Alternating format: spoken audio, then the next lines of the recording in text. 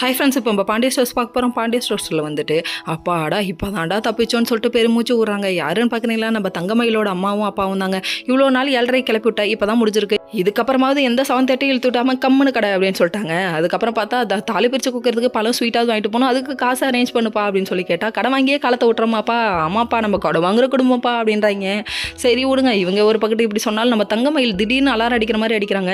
ஆயுசு 100ப்பான்னு சொல்லி பேசிட்டு இருக்காங்க. அந்த டைம் உள்ள ஐஸே போதும்ப்பா, அதையே நீங்கள் எடுத்துருவீங்களாட்டுக்கு என்ன 100ன்னு வேறு சொல்கிறீங்கன்னு அம்மாவை திட்டாங்க. அந்த டைம் பார்த்தா நகை எடுக்க போயிருக்காங்க பேங்க்குன்னு சொல்ல, அதுக்கப்புறம் இந்த தடவைலாம் வீட்டில் வைக்க விடக்கூடாது, உடனே வந்து நான் வாங்கிக்கிறேன், நீ சொல்லு, ஒரு வார்த்தை சொல்லு, நான் ஆஜராயிரேன் அப்படின்றாங்க. அதுக்கப்புறம் பார்த்தா இவங்க பக்குன்னு பதறது பயமாக இருக்குன்னு பேசிட்டு இருக்க. இதை வந்து மீனா கேட்க, என்னக்கா பயப்படுறீங்கன்னு கேட்க, 80 சவரன் நகை யாராவது திருடிட்டு போயிட்டா என்ன பண்ணுறது, இவங்களே ஆள் வச்சு திருடுவாங்களாட்டுக்கு அந்த மாதிரி இருக்குது.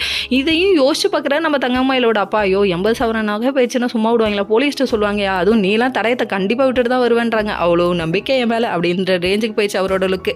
இதெல்லாம் ஒரு பக்கம் இருக்க, இன்னொரு பக்கம் வந்துட்டு அரசிக்கிட்ட பிராக்கெட் போடலான்னு சொல்லிட்டு குமார் ஒரு பக்கம் வந்து நிற்கிறாங்க.